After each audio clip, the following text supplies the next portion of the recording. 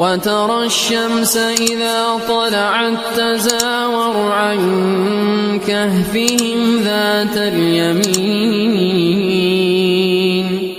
وإذا غربت تقرضهم ذات الشمال وهم في فجوة منه ذلك من آيات الله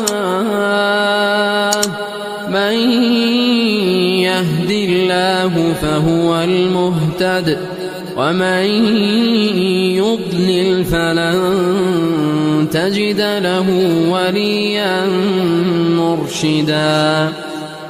आप देखेंगे कि आफताब बवक्त तुलू इनके गार से दाएं जानिब को झुक जाता है और बवक्त गुरूब इनके बाएं जानिब कतरा जाता है और वो इस गार की कुशादा जगह में है। ये अल्लाह की निशानियों में से है। अल्लाह ताला जिसकी रहबरी फरमाए